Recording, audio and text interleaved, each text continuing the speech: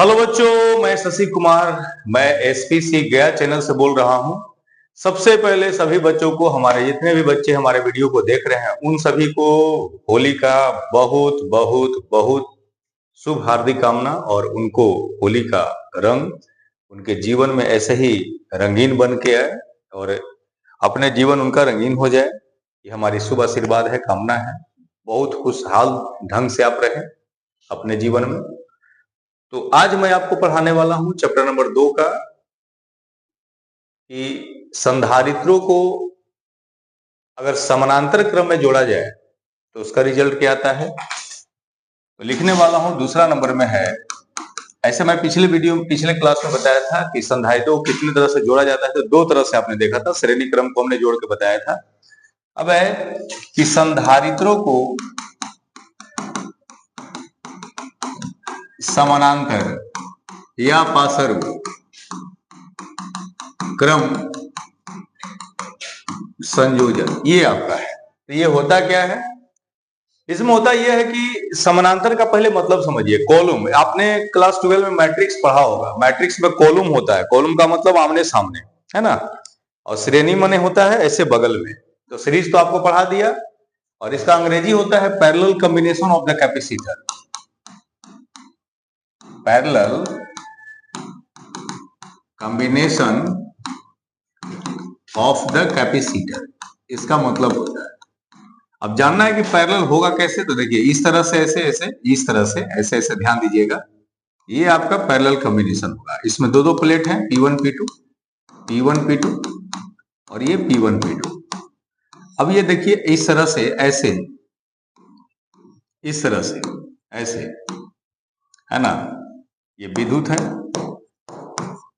और इस तरह से ऐसे, इसको अर्थ कहा जाता है, लेकिन आप अर्थिंग कहते हैं। और इसको हिंदी में हम लोग भूगृत के नाम से जानते हैं।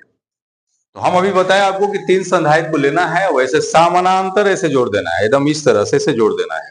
जोड़ दिया, ठीक है। यहां पर चार्ज जो लेगा यहां विद्युत से, इस पे चार्ज बढ़ जाएंगे। ये होगा चार्ज 1 माइनस चार्ज 1, क्योंकि दूसरा प्लेट पर माइनस चार्ज होता है। यहाँ है चार्ज 2, यहाँ होगा माइनस चार्ज 2, यहाँ होगा चार्ज 3, यहाँ होगा minus charge 3। C1 C2 C3, तीनों कैपेसिटर को एक साथ जोड़िएगा तो क्या प्राप्त होगा, विभव प्राप्त होगा, भी प्राप्त होगा, विभव दिखा रहा है ना। अब फिर से वही फॉर्मूला कि धारिता बराबर फॉर्मूला होता है चार्ज बटा विभव। तो इसमें चार्ज हम निकालना चाहें तो C इंटू V बराबर Q हो जाएगा। आप देख रहे होंगे कि समानांतर में तीन संधारित्र लगाया गया है, तो इसमें कितने चार्ज की संख्या है, 3, Q1 Q2 Q3। लिखाएगा कि तीनों संधारित्रों के लिए, बच्चों अगर तीनों संधारित्रों के लिए लेंगे तो पहले नंबर बताइए कि Q1 बराबर क्या होगा। तो Q1 के लिए C1 देख पा रहे हैं आप, लेकिन तीनों का विभव समान है। और एक बात जानना है कि किसी भी सर्किट, किसी भी परिपथ की बात की जाए, इलेक्ट्रिकल सर्किट का, तो हमेशा हमेशा हमेशा दो पॉइंट्स के बीच ही पोटेंशियल होता है, विभव होता है। दो पॉइंट्स के बीच ही।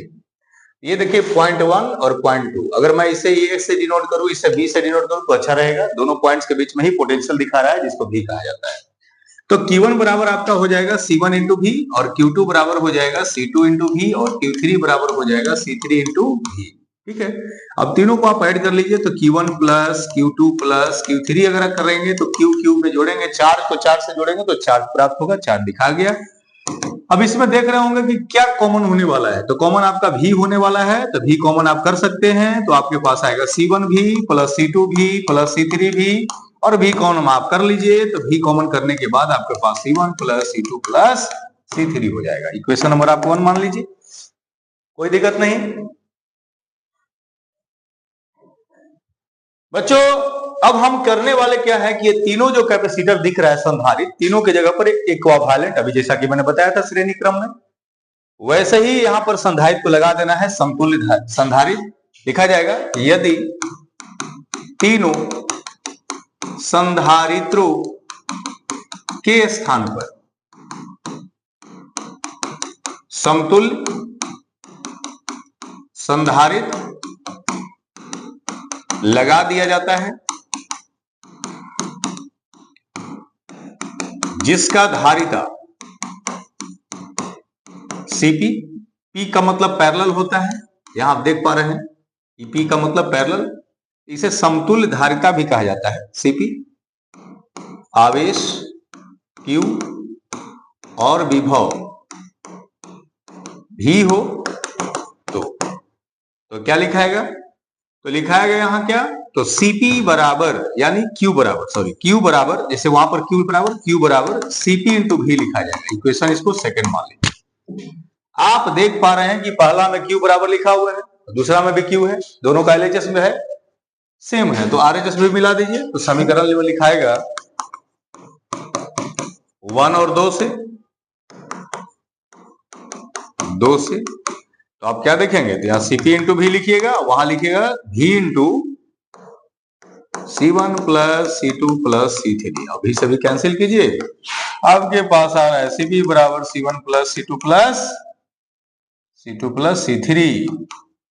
तो इस तरह से अगर पैरेलल में अगर आप जोड़ेंगे तो देख पा रहे होंगे कि यहाँ पर कैपेसिटेंस यानी धारिता जो है उसकी वैल्यू बढ़ जाती है समानांतर में, वही श्रेणी में देख रहे थे घट जा रहा था, क्योंकि वो अगर मान लीजिए व्युत्क्रमानुपाती है, उल्टा है, भाग में तो वैल्यू तो घटेगा ही, लेकिन धारिता अगर देख रहे हैं कि ऐसे ऐड हो रहा है, जोड़ रहा है, तो बढ़ेगा वो।